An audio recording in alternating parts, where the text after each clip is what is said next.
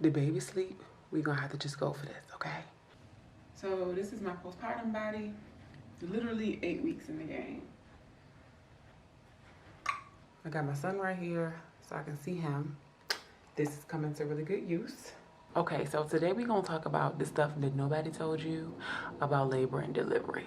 Let's get into it. I have the freaking phone underneath the camera. I need the phone to be able to look at the video of my birth. But anyways, let's just go off of memory. So as of today, I am 8 weeks postpartum, which means my baby is 8 weeks. I truly enjoy being his mom, and God is just so good and so strategic.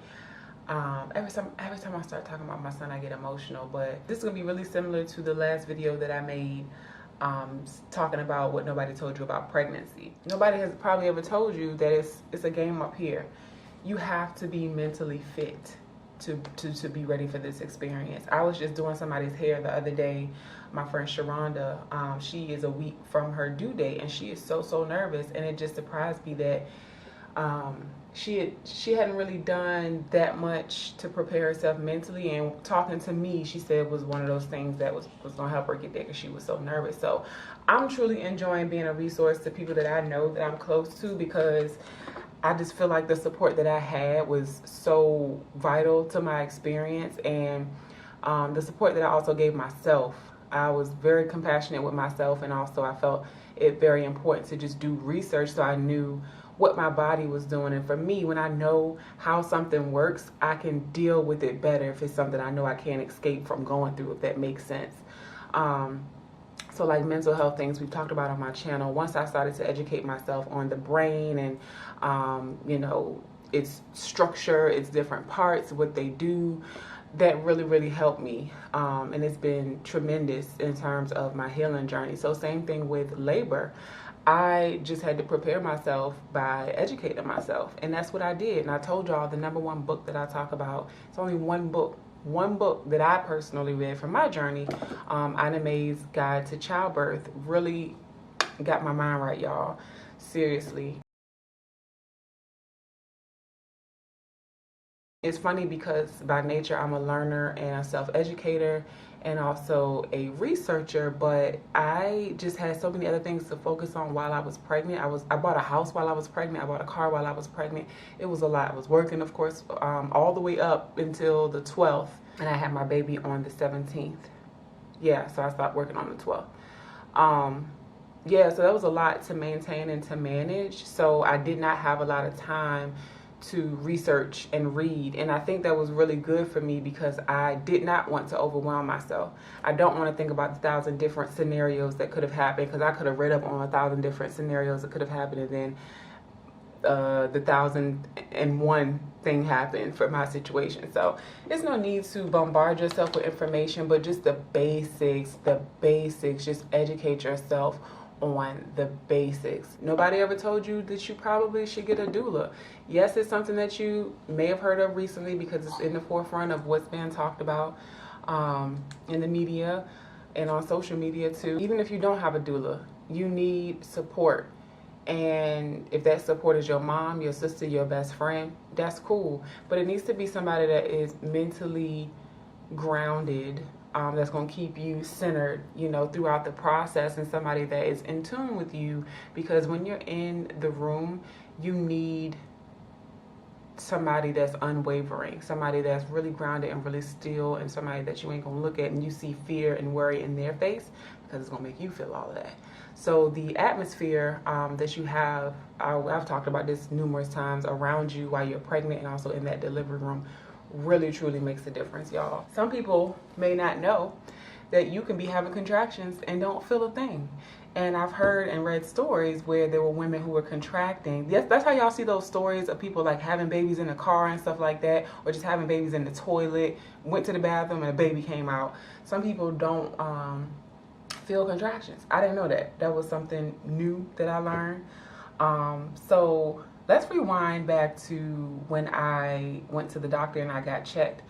I had no idea that that day I was going to be having a baby on April 17th. And I was elated because I kept saying things like, I'm so excited, I can't wait for him to get here. And then when that time actually came, I was not scared because, like I said, I had already done what I needed to do to prepare myself mentally to be ready for that moment. My car was packed. His car seat was in the car. My bag was in the car. His bag was in the car. I had went to Ross and bought 2 muumuus, like the long African print things, the one size fits all, like house.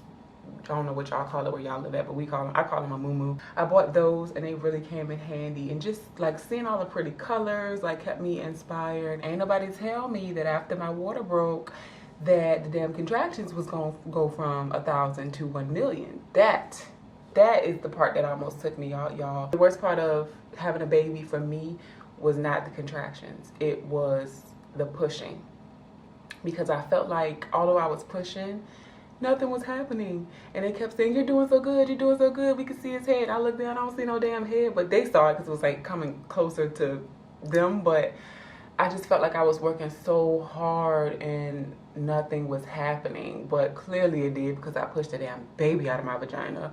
But I just truly felt like I was overexerting myself. Not overexerting, but I was exerting myself as much as I could. And I just couldn't see the result of it. So for me, that got tiring mentally, because I felt like I had been in labor for so damn long. I was in early labor for so damn long, because that's another thing I found out. We'll get to that next. It just was like, okay, where's the end? You know what I mean? That's what I was like. I almost tapped out. I said, I can't do this, y'all. Can I do this? And my doula Courtney was telling me, who's amazing. She was like, everybody gets to that point, you know, when they're having a baby, that they feel like they just cannot do it. She said, but it's okay. She said, you made it through. And I did. And I really wanted to shout out my sister, my twin. I was there when she gave birth, and she noted how like she couldn't have done it if I wasn't there. And I was that pillar of strength for her. When it comes to being strong for my family, that just kicks in, man. So I was really happy to be that pillar of strength for her. And she really was for me. Like, although I had Courtney, my mom was there, I had the nurses, my doctor, the midwives. I had all that feminine energy support in my room was great. But when I saw my sister, I was just like, everything's gonna be okay. That's another thing somebody may not tell you, that simple words of encouragement.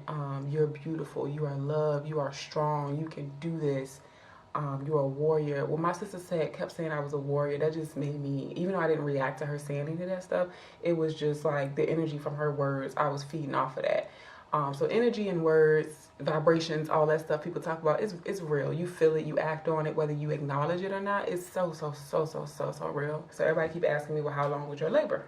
I finally know the answer to that. I just found out the answer 2 days ago. So my brother Ham and his wife and their girls came over. We were talking about my labor experience, and she asked me how long I was in labor. I was like, girl, help me answer this question. Y'all, the labor don't start until, when did she say? I think your water break. I think that's what she said. Long story short, after my water broke, 3 hours later he was here. I was in labor for 3 hours. So none of that shit counts when I was at home. Y'all saw in my video, my labor story. None of that counts when I was at home for those 2 nights, like contracting. None of that counts. That's something I learned as well. I didn't know there were different stages of labor, because I just thought labor was labor. You know, you hear women say, I was in labor for 24 hours.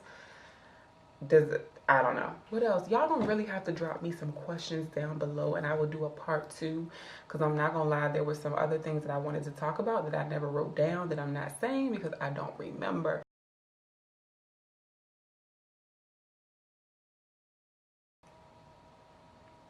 How about, okay, I'm gonna reposition the camera, because I'm gonna grab my phone and look at the video to see if it's anything in the video that I wanted to talk about. Let's see. Okay, so I'm looking at the video. One thing I do want to say is, maybe somebody didn't tell you that you can try pineapple juice to speed up your labor job. You want to get it started, just try the pineapple juice and check back in with me and let me know if it actually worked. Because I drank a whole thing of pineapple juice the 2 days before I delivered. It seems to have helped me. Okay, so just try it.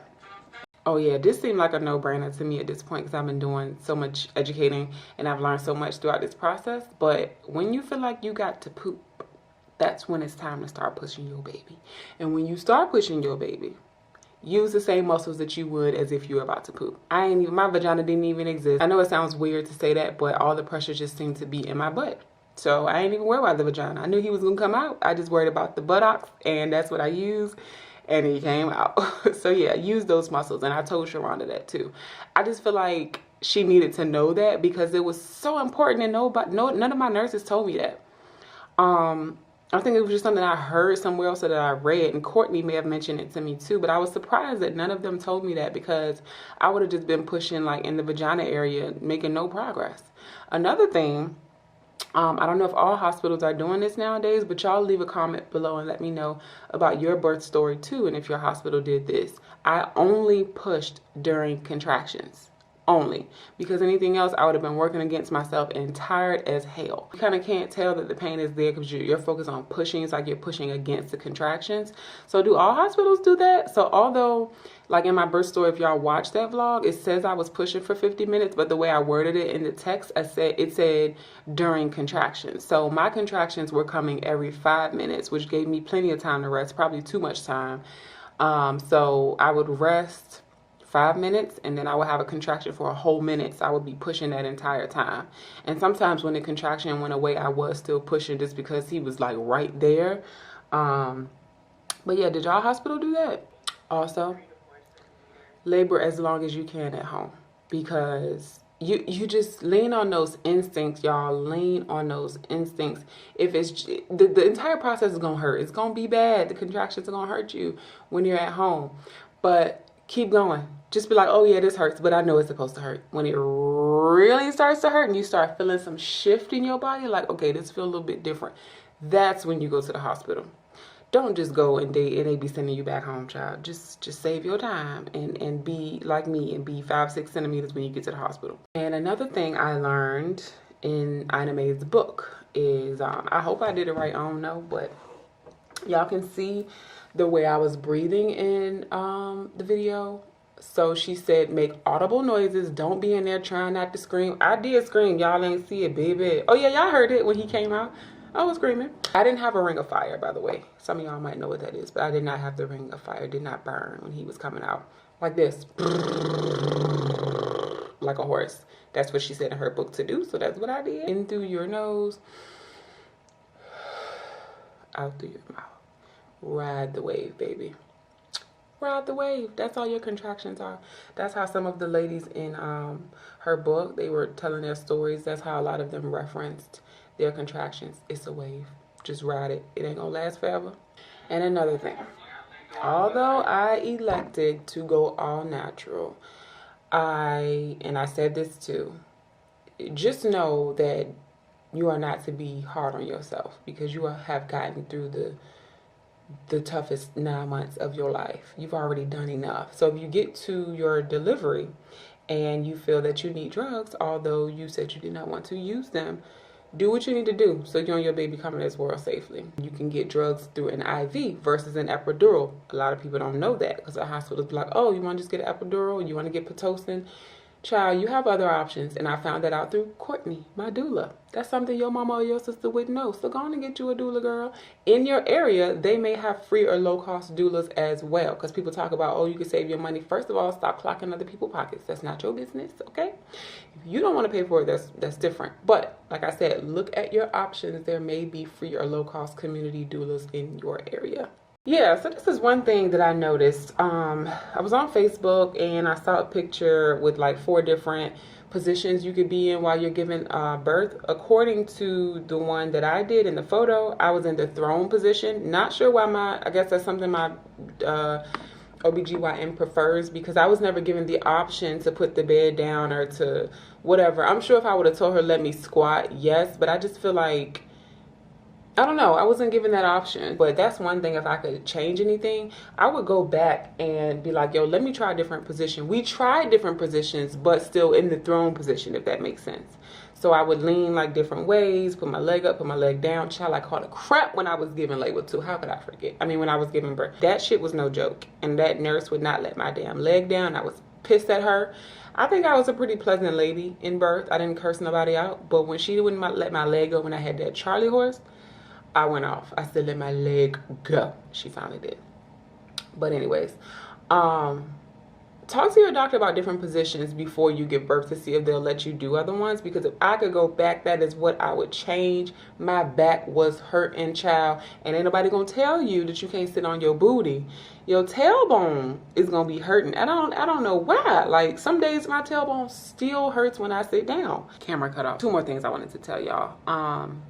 Look into the standards that your hospital has in place when it comes to what happens immediately after your baby comes out.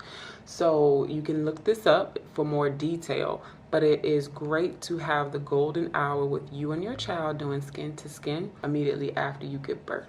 It's a really great developmental aspects for the baby and for you that take place if that is done. Also, delayed cord clamping is great as well. You want to wait until the cord stops pulsing and also turns white. Usually about 5 to 7 minutes is what most hospitals do, which is better than nothing, because some people cut it as soon as the baby's come out still. Your placenta. So I kept mine. You can keep yours if you're interested in that. A lot of people do encapsulation nowadays.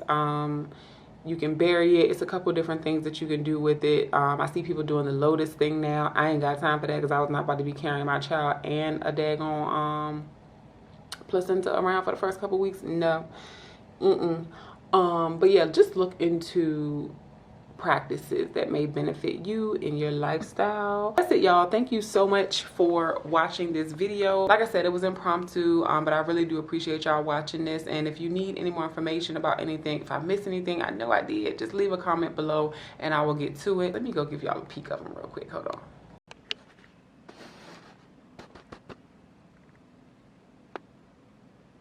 All right, y'all. Peace.